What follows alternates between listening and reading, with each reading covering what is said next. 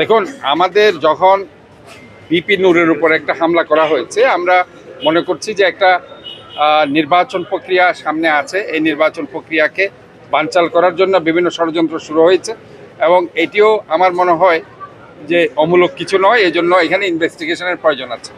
আমরা চাই যে এখানে বিচার বিভাগীয় তদন্ত হোক, কারণ একটা মসৃণ পথ যেখানে নির্বাচনের তৈরি হচ্ছে সেই জায়গায় এখন যে কাজগুলো শুরু হয়েছে বিপিন নূর থেকে শুরু করে আজকের যে ঘটনা, সে ঘটনাগুলো আমার মনে হয় এই তদন্তের মধ্যে আসা উচিত বলে আমি মনে করি। ব্যাপারটা হয়েছে কি, আমি তো ওই এলাকার ব্যাপারগুলো সম্বন্ধে জানি না, তবে যেটাই হয়ে থাক একটা বিচার বিভাগীয় তদন্ত হওয়া উচিত অত্যন্ত দ্রুত এবং বিচার বিভাগীয় ইনভেস্টিগেশনের মাধ্যমে যারাই দোষী, প্রকৃত দোষী, এদের বিরুদ্ধে শাস্তির অবশ্যই বিধান রাখা উচিত বলে আমি মনে করি। হসপিটালের ওয়ার্ডের ভিতর কাউকে বেশি না ঢুকতে, কারণ আলটিমেটলি তারা ঢুকে চিকিৎসা কার্যক্রমটা ব্যাহত হয়।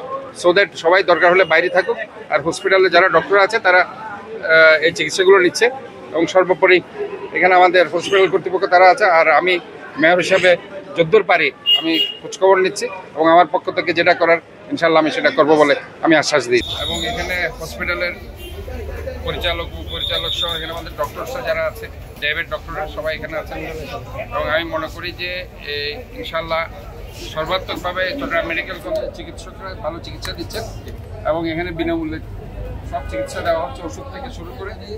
আমি মনে করি এই সমন্বিত উদ্যোগের মাধ্যমে ইনশাল্লাহ যেরকম মনে করা হয়েছিল যে এখানে কোনো রেট অথবা ডেথ রেট, ইনশাল্লাহ আল্লাহ রসিম রহমতে তারা যে ধরনের একটা সমন্বিত উদ্যোগের মাধ্যমে চিকিৎসা দিয়েছেন এবং আমাদের এখানে আছে প্রাইভেট ডক্টর যারা এসেছেন তাদেরকে ধন্যবাদ জানাচ্ছি। তারা সকাল থেকে এখানে ছিল এবং এখানে আমি অন্যান্য যারা এখানে যারা উপস্থিত আছেন, জাতীয়তাবাদী ছাত্রদল সহ অন্যান্য সংগঠনের, তাদেরকে ধন্যবাদ জানাচ্ছি।